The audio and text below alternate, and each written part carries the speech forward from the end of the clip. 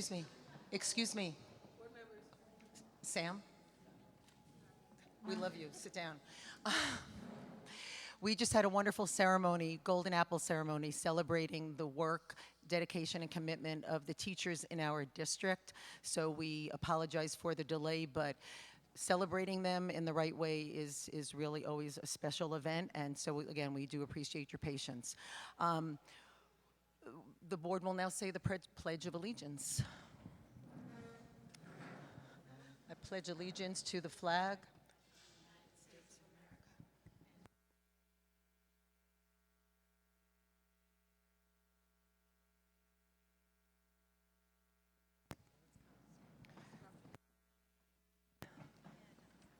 That doesn't sound great. All right. Where's my sheet? The mission of the City School District of Albany is to educate and prepare all students for college and career, citizenship and life in partnership with our diverse community. The board is proud this evening to be entertaining the appointment of our 7th board member, Ms. Tabitha Wilson. And I'm going to, yes?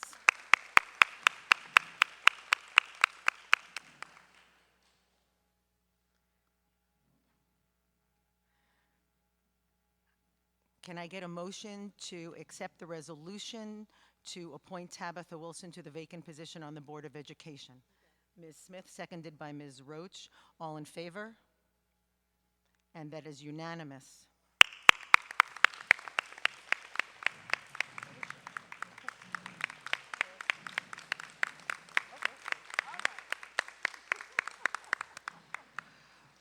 So our district counsel, Jeffrey Honeywell, is going to be administering the oath to Ms. Wilson. And then following that, we asked, since she missed our organizational meeting this year, if she would please say a few words, as we all did back then. I know you were all here to hear that back in January. And she's going to just say a few words about the time that, that she expects to have here on the board during the first part of her term here.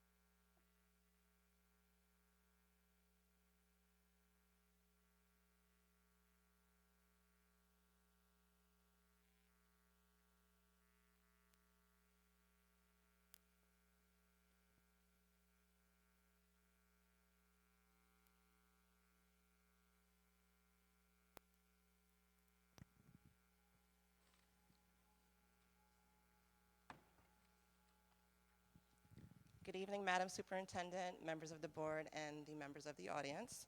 I feel I'm becoming accustomed to speaking in 3-minute intervals. Words cannot express my feelings or gratitude at this time. I am a bundle of enthusiasm and anticipation. Today marks the beginning of my journey as a member of the school board, and I want to share something I find to be a little serendipitous. My first job ever was at the age of 14 at Academy Park. Courtesy of Albany High, I worked in the school district payroll department. And when I was a senior in college, I did an internship with the Department of Education Office of Non-Public Schools. So my feeling is basically that it's a happy coincidence. So with that being said, in between I've made volunteering, community service, and advocacy my life's work. After college, I did return to the city of Albany because I had a vision for steering and shaping the future of this city. That future begins with our youth. As a first-generation child of immigrant parents, I am familiar with the American dream and I feel the pathway to realizing that dream begins with education. This is the significance of strong schools as well as empowered administrators and faculty. They hold our shared destiny in their hands by shaping and molding our future leaders, change makers, and citizens. My short-term goals include becoming proficient in the granular details of school demographics and student needs. Another goal is to increase the visibility and recognition of the great things our students and school districts are accomplishing as an effort to increase engagement. And finally, the last thing I want to note is in the audience are some of my friends from high school who are now teachers. One thing I want to mention is that a teacher, in my view, is the conduit between family and a child's place in society. The empowerment of our instructors with opportunities for their professional development and capacity building is vital to them fulfilling that purpose. Lastly, I know nationwide there's a negative perception of the state of education, but complaining is not sufficient for me. I want to bring about solutions, which begins with getting involved and advocating for what you believe in. I want to be the spark that initiates a renewed public interest in the state of our schools and increasing engagement and participation. In closing, I am humbled and honored to have been selected, and thank you to the board for your having confidence in me, and thank you for the people in the audience for continually supporting you.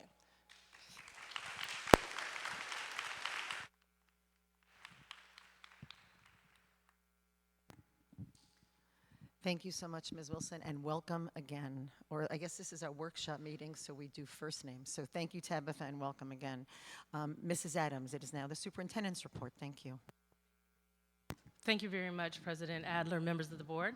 I would like to begin with the transportation update. We've had numerous challenges getting off the ground this school year. A few of these challenges have centered on staffing, incorrect pickup times, and drop-off times for our students. We've had a number of bus aides that those positions were not filled, and we've been trying to assist with restoring that. There were some inconsistent responses to district personnel and to our parents. District staff has been inundated with phone calls from our parents and our schools, such that it's been difficult to return all of the phone calls. However, we are working through that so that hopefully by mid-next week, if parents have called in the first 2 weeks of school, that we can follow up with them and resolve some of those conflicts that have been happening. We have a representative from First Student here this evening, and they will share a little bit of what we are doing in order to rectify some of the concerns that have come forward. That will be done during the public comment. Just so that you know, Mr. Joe Pietrzak will speak, and he will present some of those options that are coming forward. We are, as a district, committed to working through our challenges. We know that we've had a rocky start, but just so that our community is aware, we are looking at what those concerns are, and we are committed to working through those concerns. And at this juncture, most of the concerns are individual concerns that we're dealing with our students and our parents, and so we are committed to trying to resolve those issues at this point in time. We have had a wonderful community event Tuesday night. We celebrated the opening of the new Edmund J. O'Neill Middle School of Excellence, and so that ribbon cutting ceremony was held. It was an honor to officially dedicate the building to Mr. O'Neill, who had such a profound impact on so many of our community members, and especially the Arbor Hill community that our new school now serves. Co-principals Malik Jones and Candy Antonetti and their staff have done an excellent job preparing the school and kicking off their first year together. We also are looking forward to celebrating the naming of another new building in our school district this weekend. The Tony Clement Center for Education is holding its back-to-school block party beginning at noon on Saturday. So Principal Sophia Newell and her staff and families will officially dedicate this building in memory of Mr. Clement at 1:30 p.m. The Clement Center is located at 395 Elk Street, so please join us if your schedules permit. Next Tuesday is the annual Dads Take Your Child to School Day across the state of New York.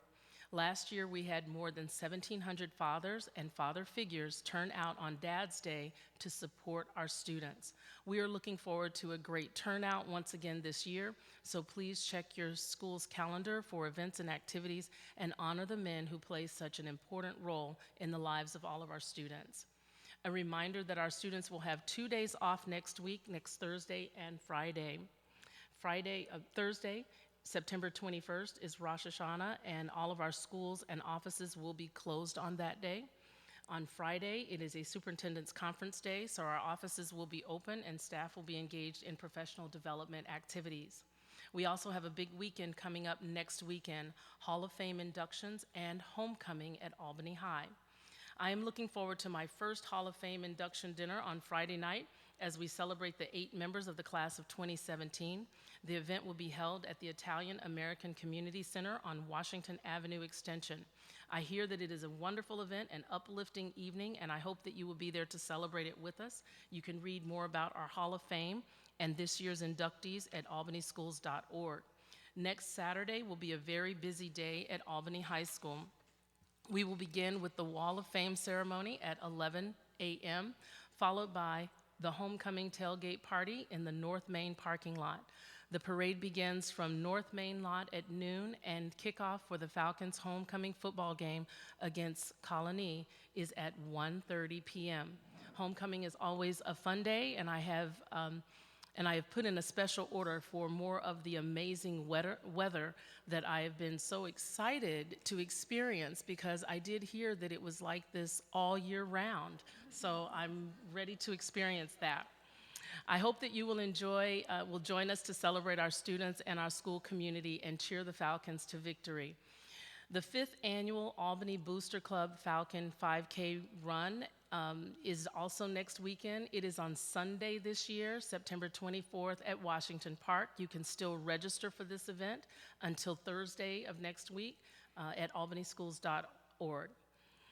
We held a reception right before the board meeting for the Golden Apple Award recipients this evening, and I think they really enjoyed it. They did receive mementos and also certificates, and so we want to just give another acknowledgement to the great work that our teachers are doing. Other items of good news: we have received the Empire State After School Program grant for a total of $1,304,000. So that is for our after-school programs. We are very excited about that. And unofficially, we are looking at, as we talked about, improving our graduation rates. Unofficially, we have our 9th grade class with over 80% of our 9th graders matriculating to 10th grade. So if you play that or pay that forward, when those students are seniors, we should be looking at an 80% graduation rate. So let's give those students a round of applause. I would also like to acknowledge the hard work of our teachers as they are committed to the success of our students. At this time, I would like to invite Principal Jasmine Brown to step forward for a brief presentation about the great things that are happening here at Giffen Memorial Elementary School. Ms. Brown, thank you so very much for hosting us this evening.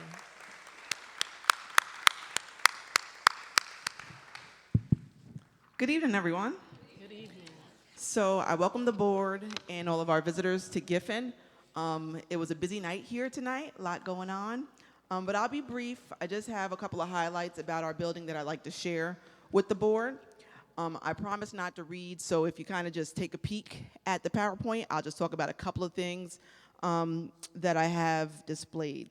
So just to start with the demographics of our building, we are a pre-K through 6 building here, and as of today, we have 570 students here at Giffen. At the end of last year, we ended with 630 students, so we are still tracking down our failed to enter students, and every day since day one, we've had new students arrive to the building. So as of right now, that's our number, but I am sure it will change before the end of the month.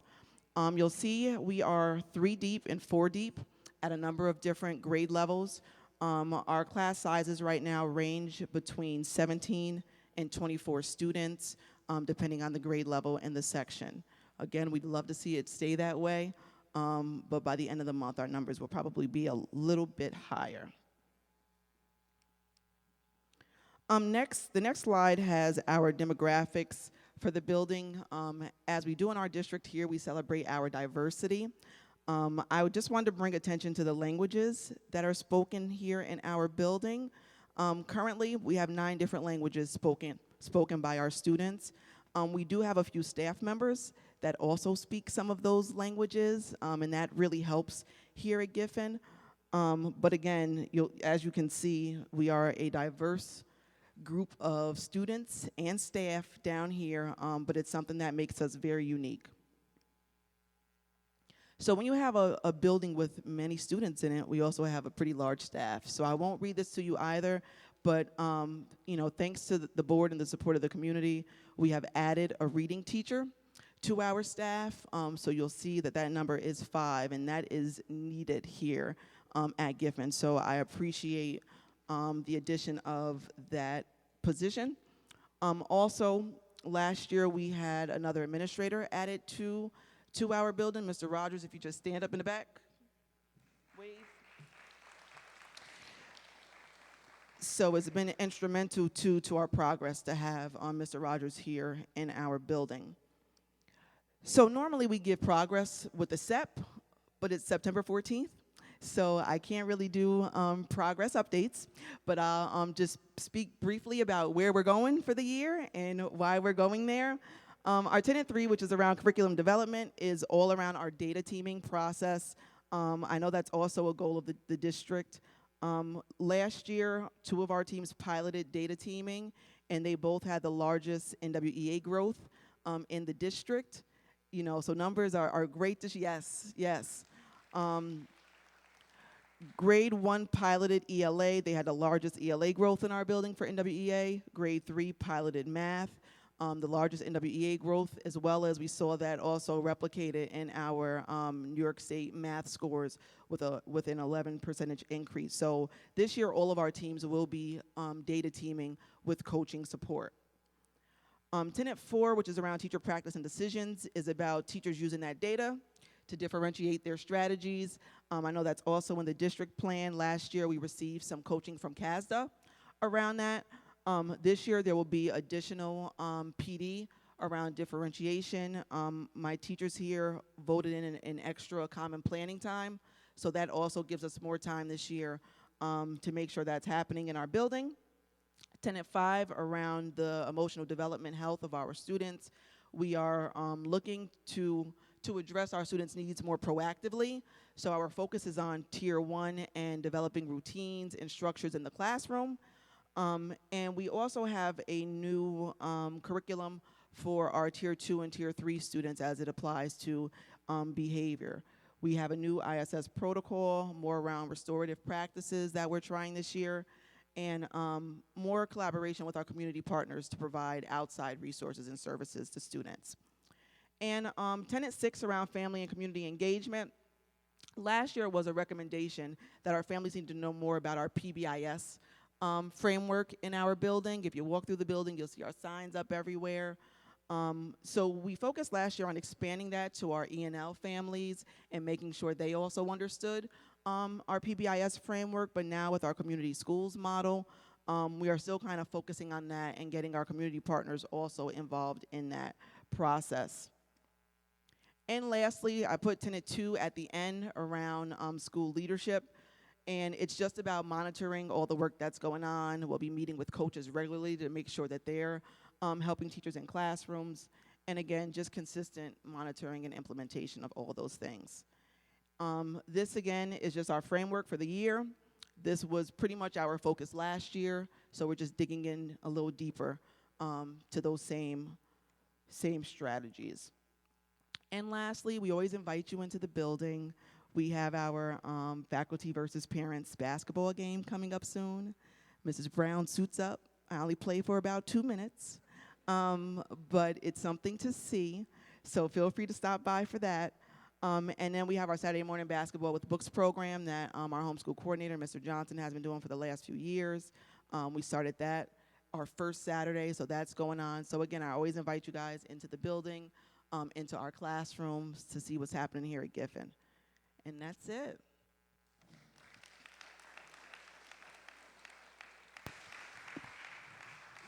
That concludes the superintendent's report. Thank you, Mrs. Adams, and thank you, Ms. Brown, so very much, and thank your staff for us. We're now into public comment. The Albany Board of Education welcomes district parents, residents, students, and other people to our meeting. Community involvement at board meetings is encouraged so that we can better understand your views. By law, individual student information and particular personnel issues cannot be discussed in public. We encourage you to share specific student or staff concerns with the superintendent or other appropriate staff. Please note that the board generally does not respond to public comment. If you need a response, please consider contacting us via email, phone, or postal mail. When recognized by me, please state your name and city of residence. Statements are restricted to a maximum of 3 minutes, and you will see that the secretary is taking time, and then the speakers will be notified by me when their time has expired.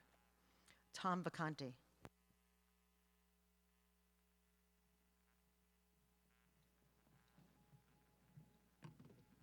Greetings. I saw a groom do this for his nuptials, so I hope it's going to be okay with you all looking at his cell phone during the talk. If you don't know me, it's good to see some of you that I do know. I'm Tom Vacanti. I've lived in the city of Albany for 12 years, and in the same amount of time, I've been a teacher. The past few years, though, I've been your online learning coordinator. What that means to most of you is the Online Success Program, which is run through Apex, which is mostly at the high school, dabbling in some of the middle schools. But I'm not here to talk to you about that, but I encourage you to email me at any time if you'd like to. I'm here to talk to you about one of my personal passions in the district, and that is the field trips, specifically the service learning field trip that we've done annually to Costa Rica, as I understand that it is under consideration now, or if not now, soon.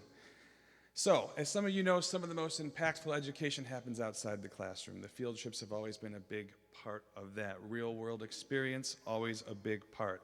And I know that this seems routine to a lot of us, but as there's new faces all the time up here and everywhere in the district, I think it's important from time to time to come up and share with you some of those things that we've done. The last time I was up here was probably like 7 years ago. So, it's time. And welcome, Miss Adams. It's good to meet you. That commencement day was fantastic. So we have a bunch of trips that I've run over the past several years. I've done Japan, Australia, New Zealand, Europe, and of course Costa Rica. That's all done through the guys of the district. It's been a fantastic experience. The only trip that's stuck based on student interest, more or less, is the Costa Rica trip. So the trip takes about a year to plan. It's 2 weeks long. It's offered well in advance so that families can plan for it. It's a big expense. It's a family decision. Typically, it's not just the kids that are involved, as you might imagine. And so we have, over the past several years, actually, the last time I was up here, it was about cost and trying to get kids to go. And over that time, the trip has evolved to go down a heck of a lot in price and include more things. I'll go over what it does. First week is at a service learning facility on the beach. It compares to the places in this facility that I've worked at in Panama. I do stuff with Boston University over the summer. This place is just as good. The kids spend a week there. Second week is touring during the vacation week. They go see volcanoes. They do all sorts of stuff in the rainforest, mangrove swamps. We have some of the best tour guides in the area. We've planned that over, the better part of a decade. The group eats together. They talk. There's all sorts of alignments to curriculum: biology, Spanish, environmental studies, accounting, economics, phys ed, and I could go on a bit longer, but I won't. Some quotes from students who are participating this year. I plan to study ecological engineering, and this trip is my only way to really experience it. Isabella says, 4 years I've been looking forward to this trip. I've always felt like I don't do enough to help the environment, and this trip gives me the perfect opportunity. Aiden says, the trip allows us to get a full immersive experience in another culture, and some of the alums. Philo says, it was inspirational. The experience abroad broadened my horizons. It was better than anything I've had and has led to successes all across my life. Liam says, I learned the importance of travel, hands-on learning, volunteer working alongside others. Mr. Vacanti, if you could finish up, please. I am. Thank you. I am done. I got a list of about a dozen kids, but I think I've made my point. Thank you very much. Thank you very much. Pete Sheehan.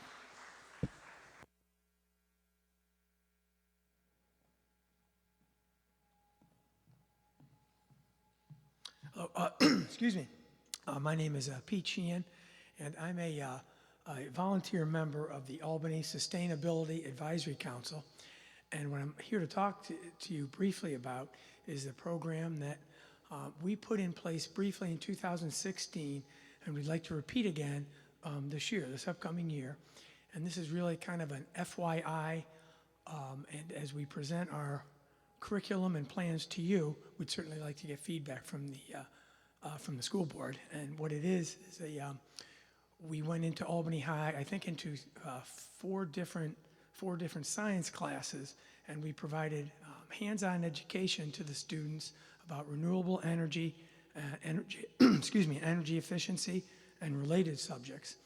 And I think it was very well received by the children. They seem to gravitate to it. They've heard a lot about energy efficiency and renewable energy like solar and wind. And we had a number of us who provided hands-on education. We had an actual wind turbine that operated on small scale, a hydrogen car, a solar-powered car, and so we. As a matter of fact, and it was presented to the classes.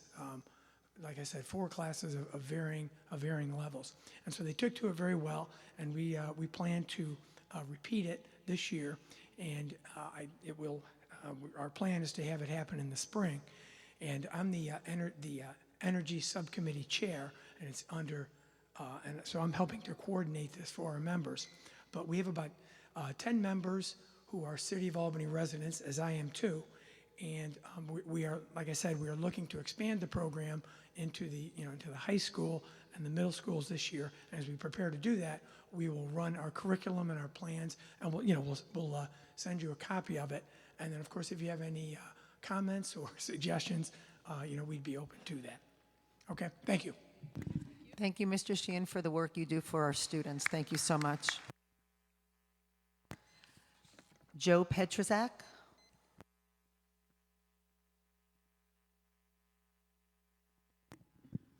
I'm sorry, it's Petrozic? I apologize. I'm sorry about that. Either way is a fine pronunciation. Good evening. I'm Joe Petrzak, Eastern New York Area General Manager for First Student. First, I'd like to apologize for the startup we've had here in Albany. We're working every day to correct the issues that we've had that's made us late for some pickups and some drop-offs for the students. Every day we review the routes, and if we have issues, we try to find solutions to those issues. Unfortunately, we had to bring in drivers from out of town to cover some of the routes in Albany. Even with doing dry runs, we've still had some failures in providing on-time service to the district. I again apologize. Lack of on-time service to the district. We currently have 9 experienced drivers in our training program and an additional 12 monitors in our training pipeline. We're doing a local job fair at our location on 9/22, and we are participating in an Albany job fair on 10/4/17. We've had some issues with communicating with parents in the district. We've made sure that we get back to the parents and the district in a more timely manner to address their concerns. I've made myself available all this week to help out and communicate with both the district and our parents. The start up of school is always a very busy time for transportation, and we sometimes get caught up in the problem of the moment and forget about the problem that we just solved. But we need to follow up on all the issues and get responses back to the district and the parents that we serve for the City of Albany. Just a couple things. We're preparing a more detailed report to the superintendent that we're going to get to her on Monday. And we had a better day today. Every day has been getting better as we work through some of our issues. Our goal is to have every day be better than the day before. On a side note, we had a driver this morning doing their sleeping child check, actually found a sleeping student on the bus and was able to retrieve that student and get that student inside instead of, in other manners, unfortunately bring them back to the yard where the student is found at a later time. So we have a very stringent sleeping student child check program on the bus. So that was a great thing today, and we celebrated that with the driver, and we informed the district about that also. So again, I'd just like to close with an apology for myself, the staff, and the company, and we want to work with the city and do whatever we can do to be the best transportation provider we can be. Thank you. Thank you, Mr. Petrzak. I'm so sorry. Here I go. That's okay. So, Either way. anyway, I appreciate it, and the board appreciates your coming and speaking this evening. Emily Patnow.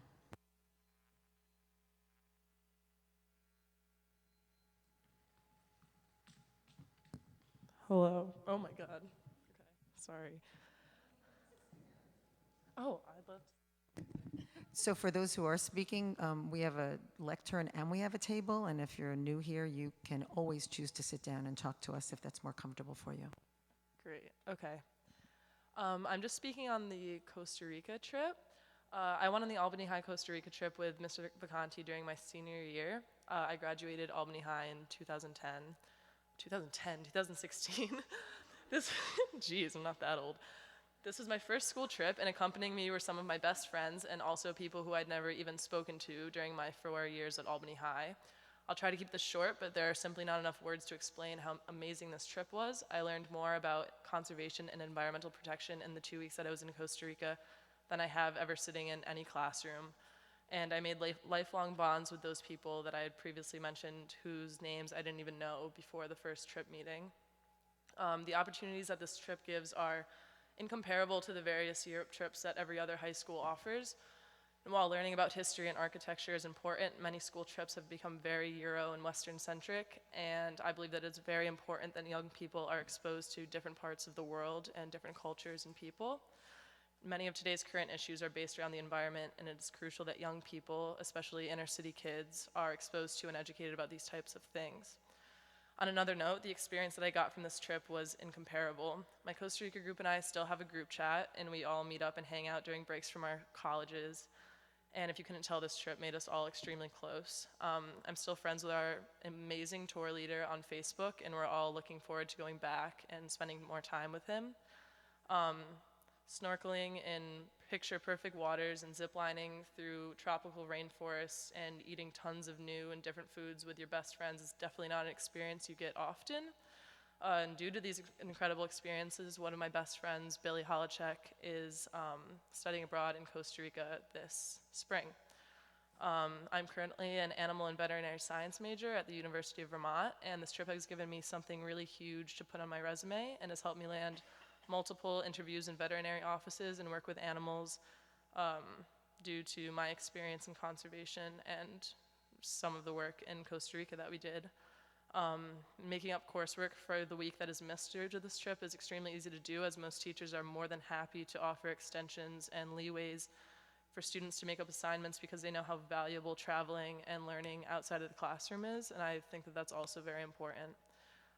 So long story short, this trip is definitely become more affordable for all that it comes with, and it offers a once-in-a-lifetime opportunity to kids who probably wouldn't be able to experience this type of thing otherwise. Thank you.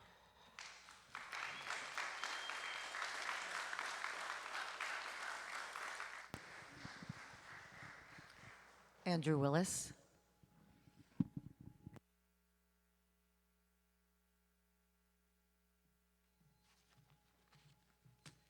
Good evening, Madam President and Madam Chairwoman and the committee. A lot of celebrations going on tonight, so we won't dampen anyone's enjoyment. So we just like to speak for a moment to the promise and the commitment that this school committee, right, has showed interest and dedication to as far as the community and the Albany High School project. So we're gonna kind of change up our approach a little bit. We've been in a lot of places, Albany, different cities, New York, we're in Chicago. So far we trained about 7,000 men and women in the trades. Also, we're presently putting together a small program for youth workforce services to help them also to be able to integrate some of the younger individuals, 16 or 17 to 24. In addition, which we didn't mention prior, is that the fact that we trained 173 local members here, and those certifications we gave out at the city hall in one of the adjoining rooms. So why is the Albany High School project so important to us? Because I know you see us over and over and over, and you say, why is it so important? What is going on here? Well, we know from past experience that when you have job opportunities are what make returns real on debt or investment. So my experience in years of doing what I do as the president of ECWA Local 102 and the staff advisor for some of the training programs that we have, and my experience of over 10 years working on Wall Street, I concentrate on the numbers.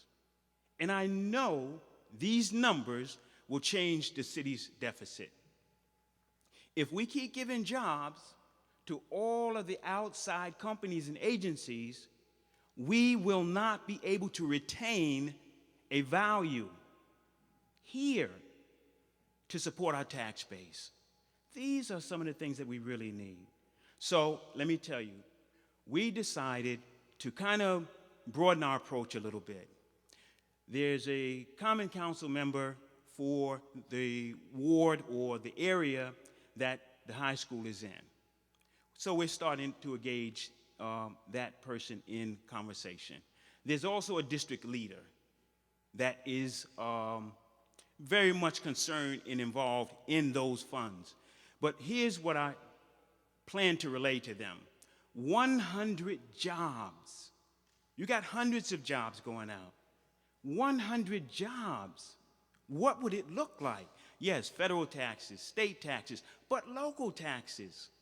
Monies to help individuals meet their everyday needs, food, clothing, shelter, and then even being able to support individuals in the Mr. school Willis, if structure. you could please wrap up now. Your time's up. If you could wrap up. Yes, ma'am. Thank you. So, in closing, we would like a response to some of the communication that we've been sending to you. We send to the attorney. Mr. Willis, if you could please, that's not wrapping up, and honestly, we're still waiting for your submission to us that you never made, but we can talk about that offline because now's not the time to talk about it. So Okay, that sounds thank you. good. Take But we care. did send it to you, and No, we'll send it again. It didn't. That's great. If you could send it again, that's great. I don't want to get back and forth, but thank you Okay. for speaking tonight. I really appreciate it. Okay, Thank you. thank you. We'll send it certified this time. Mary Rolette.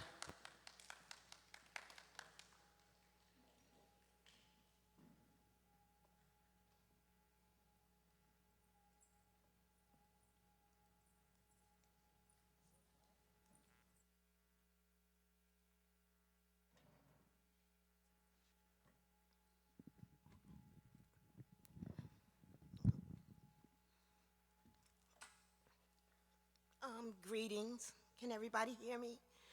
My name is Mary Rolette, and I am the Secretary Treasurer for ECWA Local 102. And today I had a really deep question that hit me really hard. And what that question was, for me, was I was thinking about some of the other local unions in the area. And as I was riding around through the city, you know, for several months now, and looking at all of the construction projects and everything that's going on, what came up for me was there appears to be some sort of a gap in relationship building between the unions and some of the agencies. And it kind of saddened me because I'm saying, well, we have these agencies and then we have these unions, and why are they not communicating or negotiating so that they can get more people trained and onto these job sites? In my opinion, and through my observation, it appears that there is not an influx of diversity on these job sites, on these construction job sites. And it really saddened me, while at the same time as I'm saddened, I know that ECWA Local 102 is here to build that gap between our community.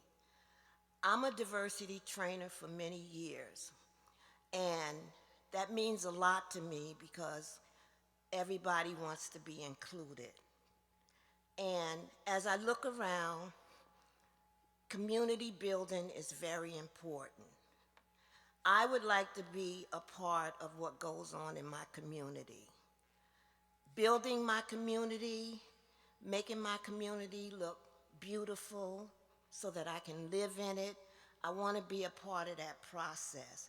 As I talk to many gentlemen, they appear to say they feel the same way as I do.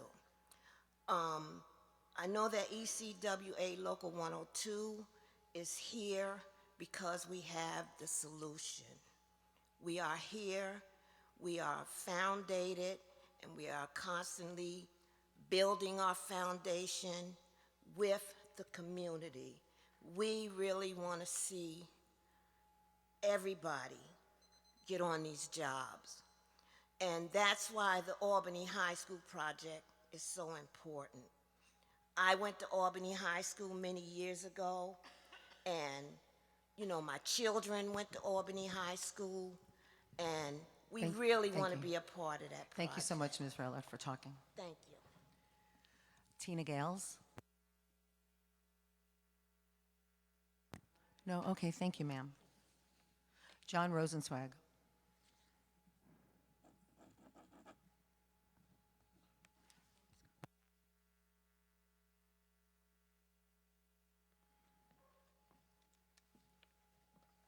Hi, I'm also speaking on regards to the Costa Rica trip for Albany High School. But first, I'd like to thank the school board for listening to me tonight, and also thank Mr. Vacanti for working tirelessly year-round to make the trip such an opportunity for kids. I went on the Costa Rica trip last year, and it showed me part of the world that never even crossed my mind. The experience of working with the kind people in Montepalo to save the sea turtles, and the small town of Monteverde, and the urban center of Fortuna showed me a part of life that made me reconsider the world.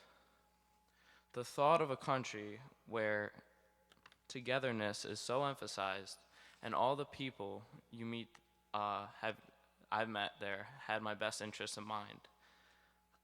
The 2 weeks we spent in Costa Rica really revealed these ideas. While on the subject, the trip's length is crucial and necessary. Costa Rica is a place that always allows you to gain experience as you stay. This allows us to go everywhere we need to stay and see the country's true beauty.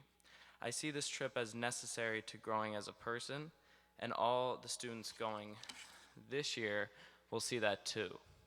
I would also like to bring up that my experience last year really brought me together with a group of people I would not have been friends with or hang out with had I not. I was the only junior on the trip, so naturally I had to make friends with all the seniors, and they're a group of people that I'm happy I got to become friends with, because they're gonna be friends. I will be friends with them for a very long time, and I see our friendship as only growing while they're in college, which is hard to say for many other friendships. And they're still important to me. Mr. Vacanti was a phenomenal, did a phenomenal job with the trip, and the tour guide, Jack Danny, is also someone I look forward to seeing, because he works very hard for the betterment of the trip. Thank you for your time. Thanks, Jack. Quentin Rodriguez?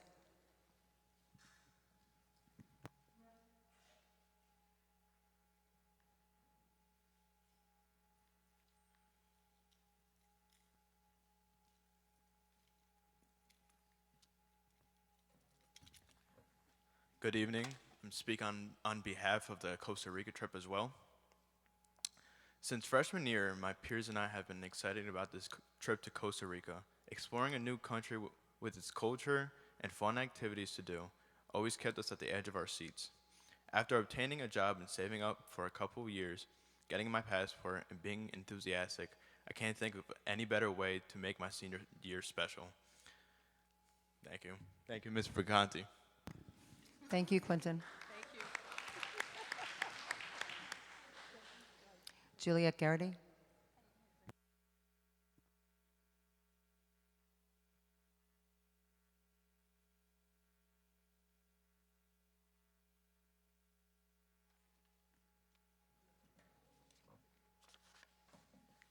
Hello, I'm Juliet. I'm also speaking on the account of Costa Rica. I'm a senior this year, and I've been really looking forward to the Costa Rica trip this February. I've been excited for this trip for a long time, and I knew I wanted to go on this trip since hearing my brother talk about it 2 years ago. I've been working at a restaurant for about a year and a half now in order to save enough money for the entirety of this trip. My brother went on the trip 2 years ago, and I would like to read something he wrote about his experience. He said, "I went on the Costa Rica trip in 2016 and can attest to its educational qualities. While at the Wildlife Sea Turtle Sanctuary, our group learned various types of sea turtles that can be found nesting on the beaches of Costa Rica, as well as their natural predators. We kept watch over the sea turtle nest all day, every day while we were at the sanctuary, keeping predators and poachers away and allowing the sea turtle hatchlings to safely make it to the sea. When we were not at the sanctuary, our group still was in an environment of learning due to being exposed to a different culture from our own. We learned a lot of the language quirks, such as the word for beans and rice, which is the main dish in Costa Rica, changing depending on the time of the day, and the colloquial term for pura vida, meaning pure life or good living. While I hadn't taken a formal Spanish class in years, the immersion in Costa Rica did help refresh my memory, and by the end of the trip, I had a good enough grip on the essentials to communicate with the locals in Spanish. Traveling to Costa Rica was a unique educational and service experience. Thank you." Thank you, Juliet.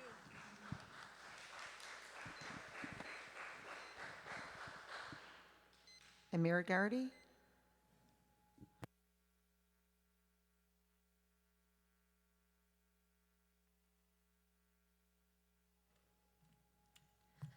Hi, good evening. I'm Emma Garrity. Kind of a big deal. I just began my 22nd year in the school district, and I wanted to speak a little bit about Costa Rica. I won't try to capture the beauty of some of the statements the students have already made, because it's pretty easy to get behind rescuing turtles and trying new cultures and new food. It's a pretty basic thing to be supportive of.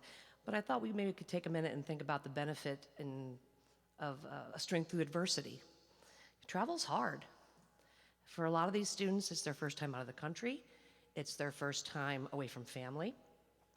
And they kind of start as this ragtag group of besties and acquaintances and strangers. And in the end, they're just this group of impassioned travelers.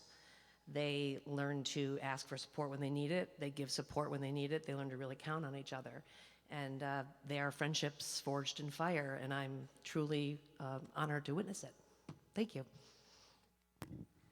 Thank you. That concludes public comment. Thank you so much for coming to speak this evening. We're on to routine consent. May I get a motion to accept routine consent? Ms. Smith, Vicki, second, anybody? Thank you, Ellen. Any set-asides? Seeing none, all those in favor? Ellen? Thank you. It is unanimous, Ms. Tibbetts. Bear with me, I am scrolling. We are now on to the discussion of grade configuration.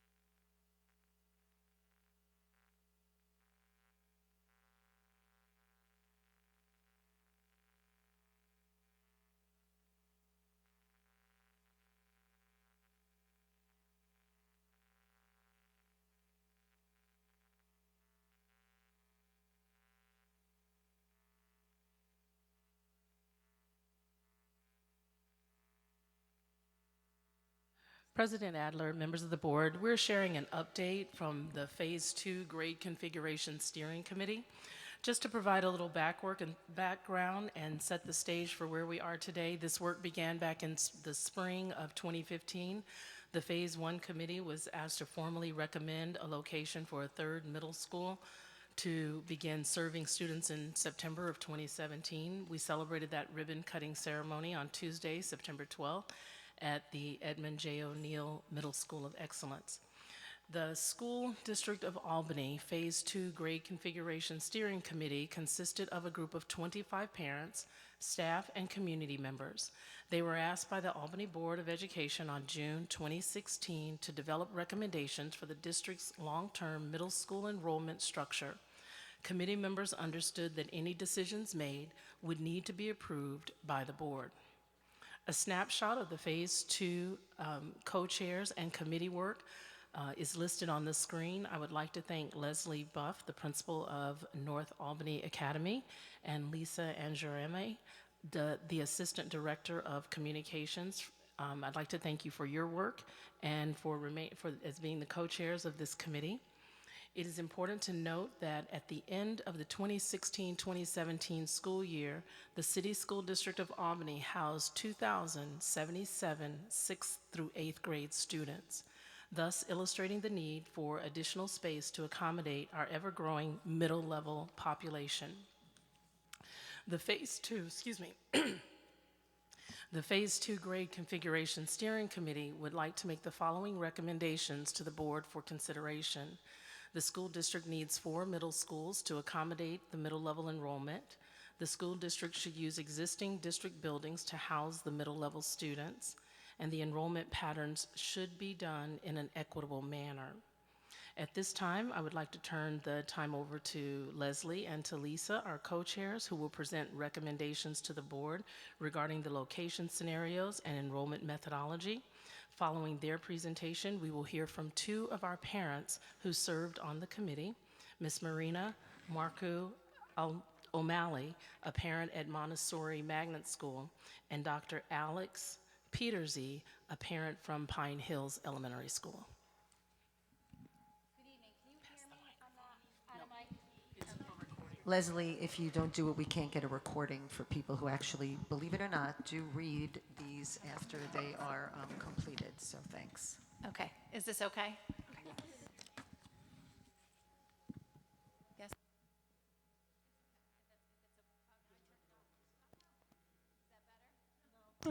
There we go. Okay. Yay. Thank you so much for allowing us to present tonight on what has been a year of Phase 2 work, but actually 2 years of work if you go back to Phase 1.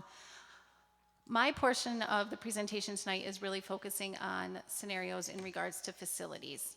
So the committee explored 5 scenarios in regards to facilities, with really 2 scenarios rising to the top. Scenario 1 received the most votes with 76% of the votes. Scenario 1 consists of leaving Hackett and Myers as middle schools with approximately 650 students each, leaving Edmund O'Neill as a middle school with 500 students each, and converting Arbor Hill Elementary School to a 500-student middle school. The committee explored several pros and cons to all the scenarios. I'm not going to read off the slides, but I do want to point out a few too that we felt were very important. First and foremost, the committee felt strongly to the fact that 6th grades at the elementary school really needed to be removed and be able to be in the middle school. So this scenario does allow for all of the 6th grades to be removed from the elementary schools and for us to have true 6 through 8 middle schools, giving all of our 6th grade students an equitable learning experience throughout the district. Another pro that the committees felt was very important is we felt strongly to the fact that the middle schools in this scenario are all of approximately similar size. And this was very important because we felt that if the middle schools were of similar size, the district could support the middle schools in terms of staffing and programming that would be equitable through all of the middle schools. Really, the only con to this scenario that the committee discussed was the fact that O'Neill and Arbor Hill are in close proximity to each other. And there was a little bit of a concern in terms of safety or potential safety concern at dismissal time. Other considerations for this scenario really would just be the fact that we would have to relocate students. Arbor Hill students would have to be relocated, most likely to North Albany Academy, and then this would cause the relocation of the new Albany International. Before I go into scenario 2, I want to explain how scenario 2 became our second choice. Scenario 1, as I stated, was the overwhelming choice with 76% of the votes. But we felt strongly if we were making recommendations to the board that we could not just come to you with one recommendation. So we took scenario 1 off the table and we had the committee do another vote to see what scenario out of the 4 choices left would be the most popular. And this is what came up with scenario 2 with 66% of the votes. Scenario 2, once again, leaves Hackett and Myers at 650 middle schools. It converts Arbor Hill to a middle school of approximately 650 students, and then it converts North Albany Academy to a middle school as well with approximately 350 students. Again, we discussed several pros and cons to these scenarios. This scenario, once again, does allow for all of the 6th grades to move out of the elementary school into the middle schools. It also alleviates the concern that I spoke about with scenario 1 in the fact that there is some distance between Arbor Hill and North Albany, so the safety concern at dismissal really goes away. There was some cons with this scenario. First and foremost, it was the most expensive, and it almost seemed wasteful to convert O'Neill into an elementary school when we just did renovations to make it a middle school. Another concern was the fact that North Albany Academy would only have 350 students, so it would be significantly smaller than the 3 other middle schools, and there was a concern that possibly there might not be some equity in terms of programming and staffing. Considerations with this is that Arbor Hill and North Albany Academy would have to relocate to O'Neill if O'Neill became the elementary school. I'm passing it over to Lisa to talk about enrollment methodologies. Thank you, everybody. 2 things really drove discussions about how the district should enroll its middle schools. The first one was equity. The second one was the desire that each middle school have a student body that's reflective of the entire school district. The committee looked at 4 options and ultimately decided that the way to most equitably enroll our middle schools is to create an enrollment pattern that's based on elementary school performance. And I'll get to that in the next slide, but bear with me for a sec. The committee also considered but discarded 3 other strategies.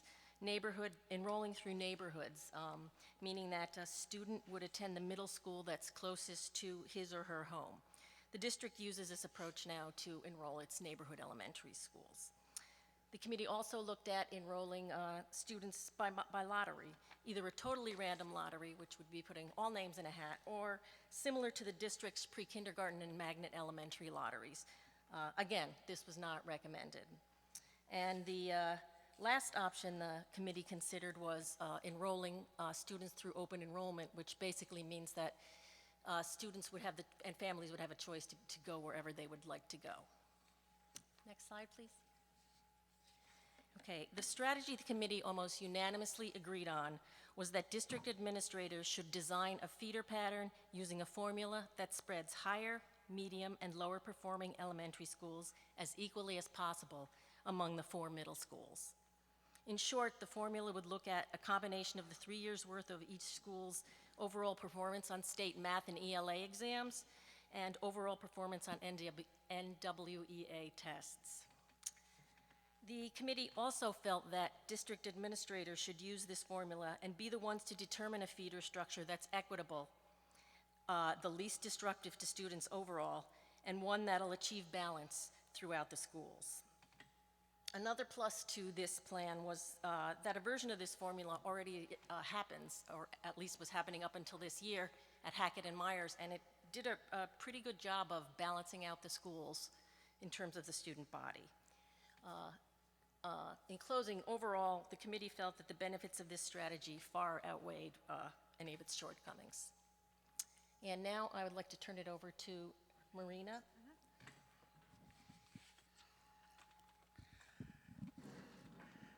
Hello. I'm going to speak a little bit about the process we followed and the overall inclusion of parents. I have been fortunate enough to be part of both phase 1 and phase 2. So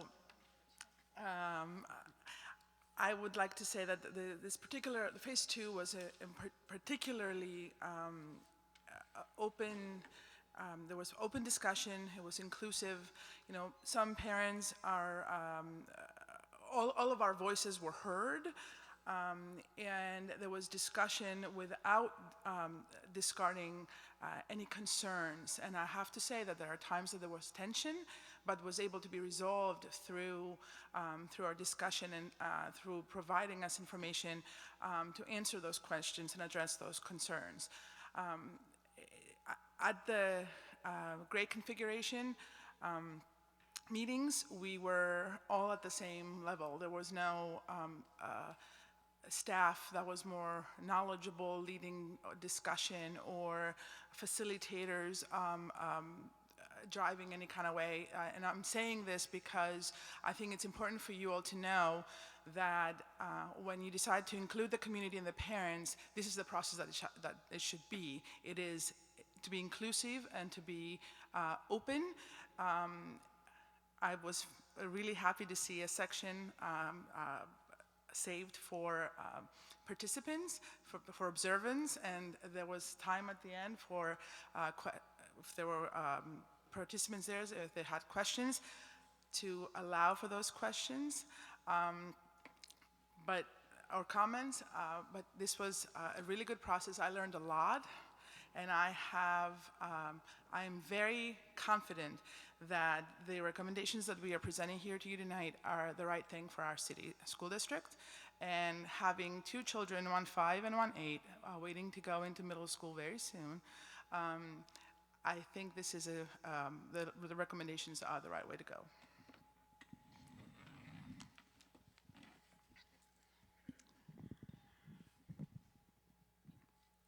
I'd first like to start by thanking the board for allowing us as parents to come and share some perspective. I just have a couple of comments to make, one on the process and also one on the actual deliberation. I will also say that I'm a proud parent of the Albany School District. I have 3 boys, my wife and I, Pine Hills, Myers, and Albany High. Let me make a comment on the process. When I was invited to be part of this process, I must admit to having some trepidation. But I will say that I am gratified to have had an experience that was collaborative, respectful, and collegial. This being my first experience part of this process, it was encouraging and that was the experience. The second comment I would make was about our deliberations. As an educator, I was especially gratified that our deliberations were informed by data. So we spent time understanding some of the best practices that comes out of the empirical research. I appreciated the fact that the district had invested in a consultant and really was able to bring his expertise both in the knowledge of educational processes, but also in facilitating a process that was respectful and collegial. I am very excited about the outcome and the recommendation, primarily because it's based on principles of equity. Again, thank you for the ability to participate in this. I appreciate it and look forward to the deliberations that will follow.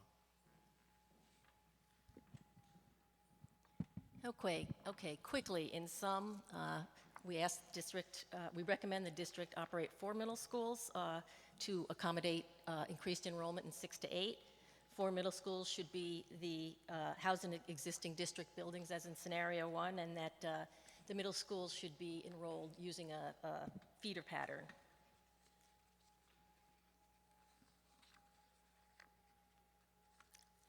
Okay, next steps. We ask that you review our recommendations and that you vote on the number of middle schools, the location of middle schools, and enrollment methodology. And once that happens, next slide, please.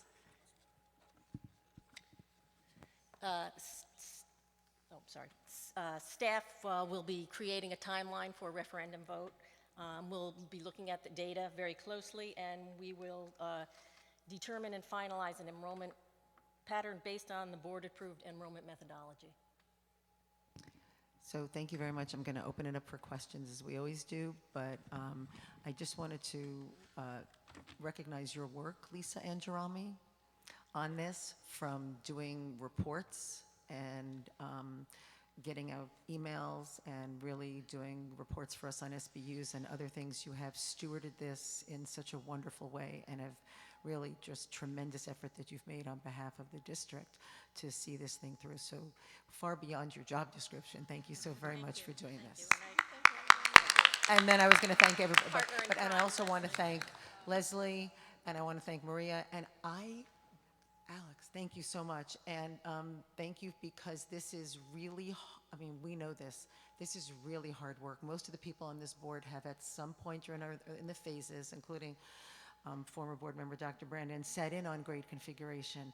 And the fact that you came out with the results you did means to me that you went through some very difficult decisions to achieve a result that in many ways had been talked about as being, you know, sort of driven by equity. So I think that at least from the enrollment pattern, that 100% of you supported that is extraordinary. So with that, Ellen, and we'll do one apiece and then come round again like we always do. And we're ahead of schedule by like 8 minutes, so. I just wanted to say I'm really excited both with the outcome in terms of the specific recommendations that you've made and with the process. Does that count as two things? But seriously, just the way you're describing the collaboration, the scope of both the collaboration, the involvement of parents, community members, staff, and parents, and the emphasis on empirical data and research to drive our decisions. It's fantastic. I had participated in some of the grade configuration meetings 2 years ago, and it's been a long process, but knowing what people were talking about 2 years ago and seeing what came out now and knowing how difficult it must have been to make all these decisions and get everyone on the same page, I'm really impressed, and I think that this committee really should be a template for future community. To the extent that we as a board can get the community involved in certain things, I think we can sort of use this as a model in order to increase participation in these decisions. Thanks so much. I have one minor question, and it's how often, sorry, she asked if I had a question. Oh, sorry. Would you anticipate having to change the enrollment patterns, or would you be committing yourself to maintaining the feeder patterns for a certain number of years, even if the school performance changed? In other words, I wouldn't want it to change every year based on one school pulling a little bit ahead or something. I'll take that. I think we would need to revisit that depending on the extent of the change and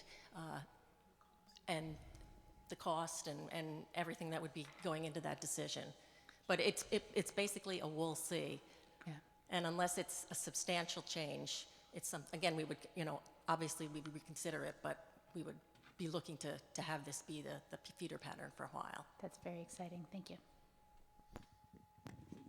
Ms. Lang? You have in here projected costs without state aid. Did you do any preliminary with state aid? Mr. Hogan.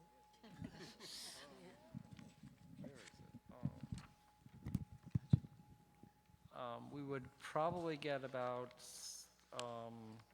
65% state aid, so the 28 million would translate to about 9.8 million local share. The ultimate state aid depends on the ultimate specs of the project. Some things are aided at like 80%, some things are zero aid, some things are in between, but generally about 65% aid is a reasonable estimate at this stage in the game. So about 9.8 million for 28 million. Dr. Chator? I was part of the phase one, so I know how much work went into getting to this point. Thank you for all you've done. In terms of the next steps for the board, I mean, you have those things outlined as to location of the schools, number of middle schools, and the enrollment methodology. But I don't think you've sort of parsed out exactly the metrics and all of those for the enrollment methodology yet, right? So you're really looking at to think about first two while you think about that enrollment process, and then come back to us with a more detailed discussion. Yes. Thank you. Ms. Smith. We need you to approve the methodology and the facility, and then we would. I'm so sorry. Ms. Wilson. I'm so used to ending at Dr. Chatur. I had forgotten that, Tabitha, that you are here. And so it is your turn to ask a question. That's fine, thank you. Actually, Ms. Roach indicated one of my questions was whether you adjusted for, future and things of that nature, but I do want to send my compliments to this group. I'm a big fan of multidisciplinary teams and your data-driven approach. Ms. Smith. Thank you. I have a couple of questions, but I'll ask my first one now. With regard to the Albany International Center, do you anticipate being able to present to us a possible relocation, suggestion for relocation, so that can be considered in the full scope? That was not part of the committee's charge, but I will defer to our experts here.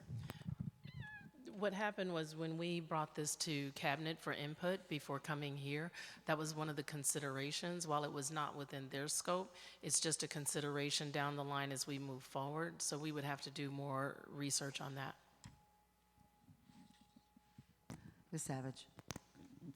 I'm going to use my first question to stay on that same topic, because one of the things that I have loved about the current co-location of North Albany Elementary School and the Albany International Center is the ability for a single family to have all their children at the same school, to have their elementary kids in an English language immersion, get in there and learn English as you go, which is what the research shows us, while offering our older children in the same family the opportunity to have this sheltered program on the same site. And I think that has been of tremendous value to the students and the families. And it kind of felt like it happened sort of by happenstance, that we luckily had that half a school available, but I would like to think that some thought goes into that for our new location for the International Center. So I had what may seem like a strange question. So 76% of the group favored the first scenario that you gave to us. What happened? What did the other 24%? Oh, thank you. I asked Rose's question. What did the other 24% favor? Sorry, as I scoop.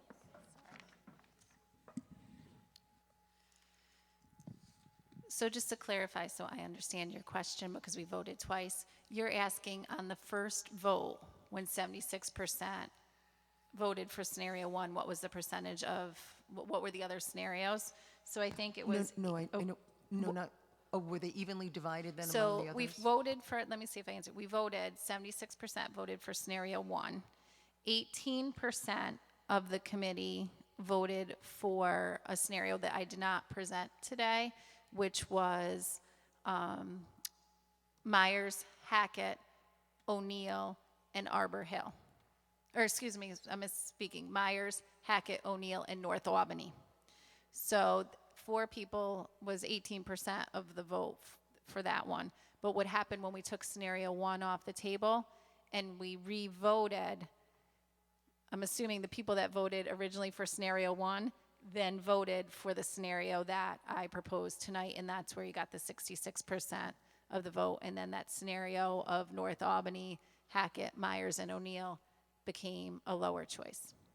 Thank you so much. Ms. Roach. I think the question that was asked before about the Albany International Center was my question. It seems like all of the scenarios that you've spelled out in the report, except for the scenario of keep the status quo, would require that relocation of the Albany International Center. Now I know that's not yours. No, that's not. I mean, I'm not asking. I know it's not within your scope to know what to do with it. I'm just confirming that all of the options would require that. Just trying to figure out. So not necessarily, because when you start talking about relocating elementary schools, there's a lot of considerations. All of the scenarios have the 6th grades moving out of the elementary schools, so that does free up space in all of the elementary schools to move, let's say, some of Arbor Hill students to various elementary schools. You also get into special populations like special ed and the movement there, so it's really hard to say. I think I'm confused because when I'm looking at like scenario 1, the one we talked about, is North Albany Academy enlarged to accommodate Arbor Hill Elementary students, and that was the one that the preferred option you were saying might require the Albany International Center to move. As scenario 2, which is 4 middle schools converting North Albany to a 350 student middle school. I mean, are you saying in that case, scenario 2 or scenario 3 or whatever would not require that center to move? It sounds like we were saying it's a consideration. We really have to, I can defer to the superintendent, Mr. Hogan, but it would be, looking at numbers. These were just precautionary things. Okay. That's what when you have the considerations at the bottom, that's what Cabinet was saying, that if you make this choice, just be mindful if this needs to happen or if not. It's not something that's mandatory. I understand. I was just trying to figure out if that, it sounded like that was a possibility for pretty much any option that involves doing something different with North Albany. That's correct. Might make it, that's what I was trying to say, that, and it looked like from the report, every option except the status quo involved doing something different with North Albany. I just wanted to know because I'd like to go with your first scenario because it seems the most sensible, even if it isn't the cheapest. But I just want to weigh the pros and cons. So thanks for kind of clarifying that for me. Ms. Lang?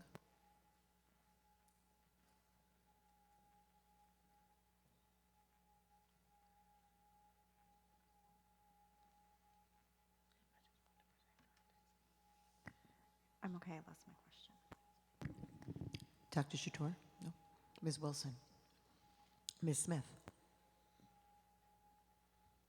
And again, I'm sure what I'm about to ask you was not in your scope, but I just want to put the thinking out there. It seems to me that perhaps regardless of the enrollment methodology, but maybe for particular ones, it would help if when we get to the point of talking about programming, what these schools, is there a theme? Is there a focus? So that parents would actually, they'd have these choices and they'd be like so excited about any one of them. So I just wanted to ask the committee, was there some discussion in terms of the kind of program that we would look possibly to have in the schools? And again, I know it wasn't within your scope, so a risky question. So there was discussion. The discussion that we had was about whatever the programming in both O'Neill and before it was opening, and in the 4th middle school, whatever it would be, and we would defer to the experts to actually tell us, to include both input from the community, but also be excellent so that it would attract and people from across the city, and it will be based on research and on be culturally responsive, and again have the input of the community. But that was as far as I can remember anyway, that was thank you. We did have actually we did have discussion in the very beginning of this phase 2. We were presented with what elements make a middle school great, effective, and I'll if you want me, I can read the 7 elements. To have philosophy and mission that reflects the intellectual and developmental needs and characteristics of the student population and of adolescents in general. To have an educational program that is, the things that I just said already, challenging, responsive, and relevant. To have instruction that's appropriate to the needs, strong leadership, to have a network of academic and personal supports available to all students, and allow for professional development of staff and learning, so that it actually continues to provide for all those excellent academic program and provide for the needs. But that was the extent of the discussion, right? Go ahead. Yeah, and these were the essential elements of middle-level education from the State Education Department. Thank you. I just want to again express the thanks that the board expressed for your work and your thoughtfulness. So I just want to thank you for that. Ms. Savage. One of the things I recall from talking about grade configuration over the last couple of years is the very large size of Arbor Hill Elementary School as a building. And you all have proposed it to be a 500-seat middle school. Does that fully occupy the space at Arbor Hill, or is there residual space at Arbor Hill that would be programmed for another purpose? I'm going to defer to you on that one, Mr. Hogan. There's not a lot. We were looking at develop a space that could be developed that would make sense in terms of programming. Middle schools are going to require more space because of all the special subjects and family consumer science rooms, etc. So I believe that will take up most of the space in terms of usable, practical space. About 20% of the building is not developed right now, unfinished, but you couldn't develop all 20% of that in terms of practicality for program. But you did anticipate that the facility would be equitable, pool, gym, all of the equity aspects. Right, the big, let me look, I know we figured it would need an auditorium. Let me look real quick. Arbor Hill, it included family and consumer science classrooms, technology, art, 6 science classrooms. Let's see, auditorium and pool in Arbor Hill.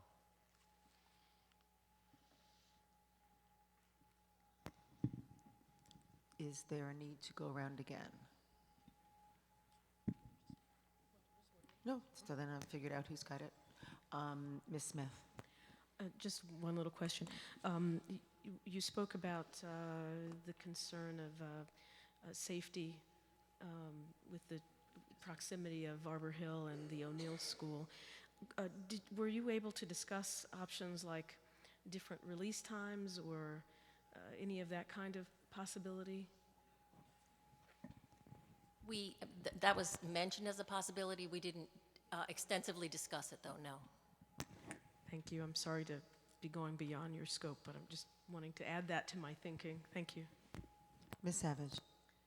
I want to ask a question about equity and transportation, because one of the things that's happened over the district in the last 12 months is that we've talked a lot about the O'Neill School and the ability for people to be served by a school in their own community, and that for people who don't have easy access to transportation, that's a real equity issue, right? To have kids having to be schlepped across town to Myers can be a real equity problem in terms of parent engagement.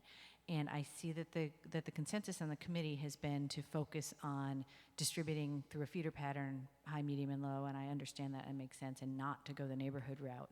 But I'm wondering if the staff has started thinking at all about ways that we can make that not an equal situation, but an equitable situation, because it is not equitable for a family with no car to have their middle school age child 2 miles away from home compared to a family with a car to have that child 2 miles away from home. And so that's that equity versus equality, and what can we do to address it rather than just say, they're all the same, so it's equal, because that's not equity as I understand it.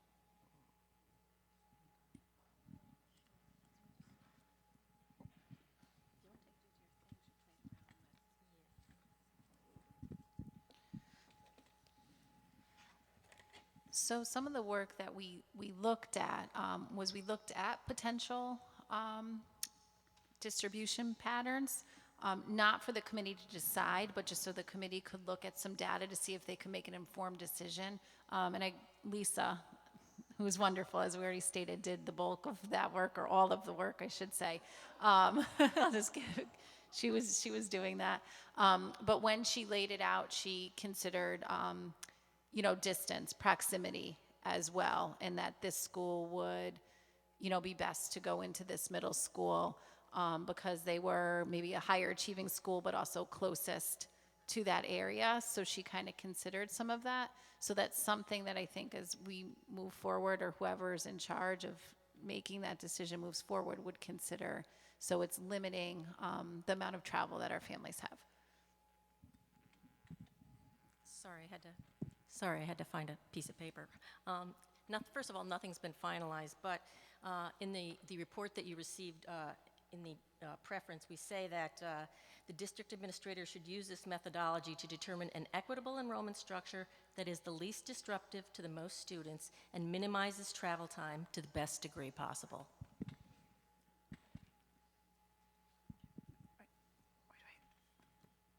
Ms. Lang? Is it the committee's understanding that all of the students from Arbor Hill would be going to North Albany, or would there be a change in the feeding pattern? I know it would be kind of Sheridan would be the closest to Arbor Hill, and then North Albany, if I'm doing just a quick, thinking map. As Leslie said before, the bulk of the students probably would go to North Albany Academy, but with the sixth graders moving out of the schools, there will be room in other schools. So that's something, once we have an idea of where the facility is that we're going to be having for the fourth middle school, then we can start thinking about those details.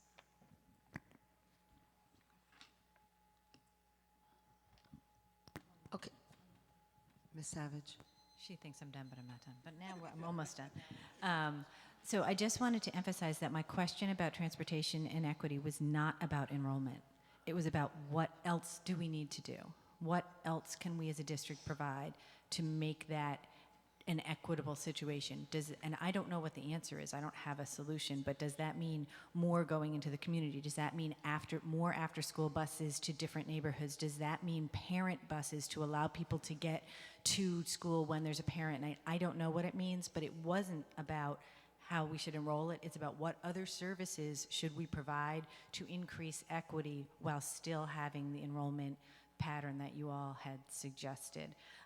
And so then I'm going to ask one more question, which was actually my question, which is, you apparently threw some numbers at it to see, and I'm taking it that you believe that it's possible to get the spread you've described and still manage 500, 500, 650, 650, Yes. that there is at least one or two scenarios that actually solve that problem. Okay. Yes. And I just did want to remark that it's my understanding that these discussions are going on, and everything is under consideration at this point. Thank you also very much. You have really helped move the district forward in this important task, so thanks so much.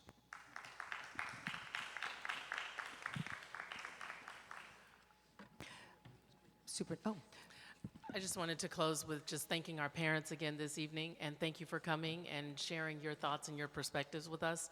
Thank you to our co-chairs again and our community members that served on our committee. Thank you. And I was going to say, Alex and Marina, go and tell everybody what a great experience it was serving on a committee. So before we go on to board committee report, I'm sorry. Before we go on to, is Jack there? After, I just want to, as Jack is walking up for the next issue, which is the discussion of emergency response plans, I want to just tell the board that before we go on to board committee reports, I need you, guys, this is important. Before we go on to board committee reports, after Jack is done, we are going to need to entertain a motion to amend the agenda to add a walk-on resolution, because I normally get a hard copy of them, and while we knew there was one coming, never saw the hard copy, so I got it emailed from our board clerk, and then when it's over, it'll take, as we know, 5 ayes to move it on. And thank you, Ms. McKenna, for reminding me that the walk-on never sort of happened. So we'll take care of that after our Director of Security is done. Good evening, gentlemen.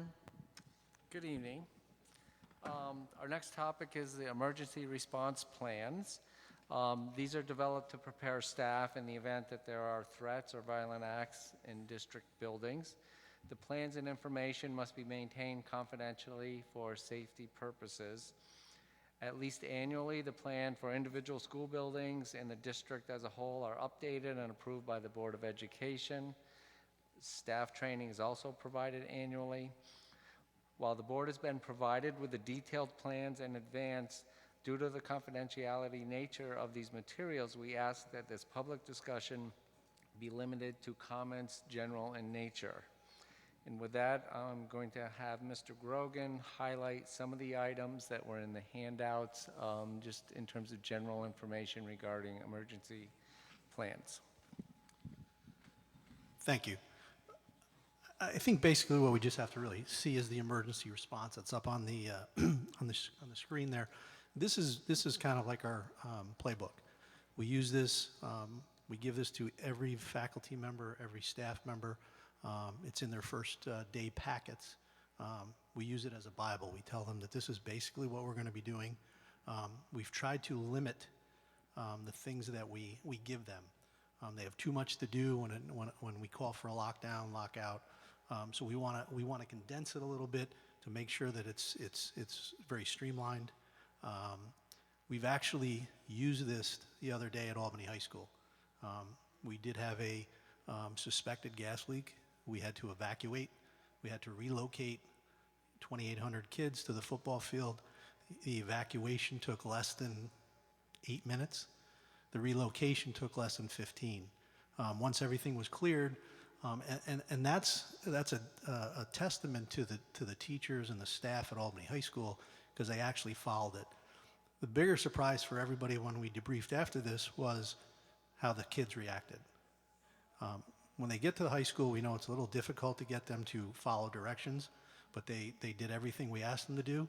And that's because we've been doing this now for a couple, 2-3 years, and it's kind of like second nature to them. So it's difficult to get everybody on board, but I think we do a very good job in training the first few weeks of school. We're already into our fire drills. We're going to be starting our lockdown drills. And every faculty member, every staff, every administrator is aware that we bring the Albany Police Department in to observe. We're working diligently to make sure that this goes smoothly in case there is some type of emergency, and we'll train and continue to train to get better. Mr. Hogan, does that conclude the presentation? That it's okay if the answer is yes. No, I believe I just we have wanted to check. adopt. The board has to approve these plans, correct? So we would like a motion to approve. Yes, no, I do Yeah, that, but I okay. wanted to make sure the presentation was All done. right, all right. I thought you were kicking us out, and I said, oh, no, there's one more step. No. The presentation is done, and now comes the discussion. So, Ms. Roach, normally we start at the other end, but I'm going to give you one night free of not being the point to start. Ms. Roach. So I wanted to thank you for your presentation. And I have a concern regarding some of the school plans, and it's the same that I had last year, and it's that some of them seem to have generic things left in, like, sections where it still says, insert your school's response here. Some schools don't appear to have certain sections filled out, or, insert threat hazard here for specific ones. A couple of the schools seem to be really detailed, which is fantastic. Some of the others, it just seems like the generic plan that just stuck the school name on the top and the principal's phone number on it. And I know last year you said this is just a brand new requirement. We just had to adapt these, and we just haven't had a chance to go through them and get all the details ironed out yet. But now that it's been a year, I would want to see every school's really up to date with all the individual data. I agree with you. Thanks. We have some new administrators this year, so it is a learning experience for a few of them. A lot of questions. Again, this has to be here for this meeting. This was something that once this goes out, it's 83 pages that they have to go through. We still have a little bit of time to update some of that generic stuff that you're talking about, phone numbers, evacuation sites. But generally what we do is we go back, and I have a bunch of more emails that have been sent to me regarding class schedules, where students are, that will be inserted. I will be contacting some of the administrators, principals. And this is a question, let me know if you can't answer this question, but do you have some of the phone lists that are appendices in these plans maybe posted in other places throughout the school, or have like things on walls, or like random places to do if you have an emergency? Because I can't picture a teacher pulling out a 76-page guide. No. In every classroom, right by the door, is the evacuation plan for that class. Great. Their students are drilled on that. The teachers are also, so it's right there. It's very condensed compared to 83 pages of what it is. It's usually Right. like one page. And is there some sort of training? I'm assuming is there some sort of training for new employees or annual training? Correct. The first week when they go through the first new employee orientation, I was able to come in and address the crowd and go over the plan and what we expect. Excellent. Thank you so much for the work you do to keep our students and our faculty safe. Thank you. Jen, Ms. Lang? I know that some schools got a form that said if as a parent, if you're not available to pick up your child, who would that be? But other schools did not. Is that a standard form that went out to all schools, or was that just particular schools? I think it's a form that goes out to every school that I'm aware of, because that should be in the emergency contacts and contacts. If someone cannot come and get their student, there's another available person to come and get that person. Dr. Chatur? Ms. Wilson? Ms. Smith? Ms. Savage? So I have just a statement, not so much a question, but number one, thank you. You do such a tremendous job as Director of Security. I know that's not what you're here to get the accolades, but actually you really, really do. And you are, I have seen you, and we have all seen you running places, and you without your heels on, getting When like you say Superman. that, but I have a great staff.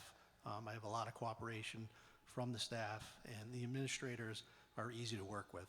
Awesome. We do bang heads sometimes, Sure. and I think that's part of what makes it a good plan. Well, good. So that's a good segue into what I was going to say. So since you have a good relationship with the administrators, between you and Mrs. Adams, what we'd like to see, I think, or at least what I'd like to see and what Ellen would like to see, there was a time when our SEP plans sometimes were kind of not where they needed to be in terms of what was filled in, what wasn't filled in. And I know the job of administrators is really, really hard. And we as a board are constantly sharing the appreciation we feel for having such wonderful people running our schools, such competent, capable people, and caring people. But we would like to see next year, for those of us who will or won't be on the board next year, but we would like to see next year for the district that these plans, because I know even the board clerk did some work cleaning them up, if these plans could please be done in a systematic way where they all are sort of filled in and they all look like they're supposed to be.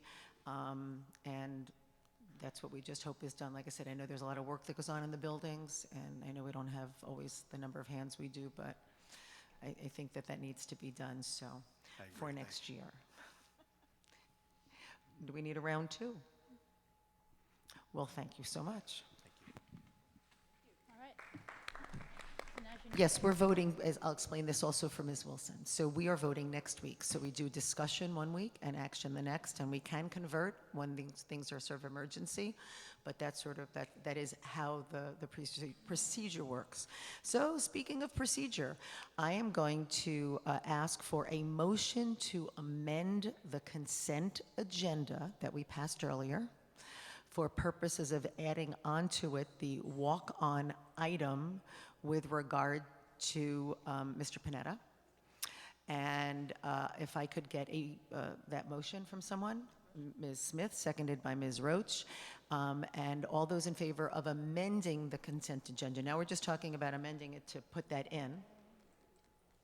And then it will go the way of the consent agenda, which was that it was approved. So my apologies to, and he's not here, but my apologies to Mr. Panetta. But in fact, it was just an error that it did not make it onto the consent agenda because it was a last-minute walk-on. So thank you. And thank you, Ms. Bibb. You can share the news.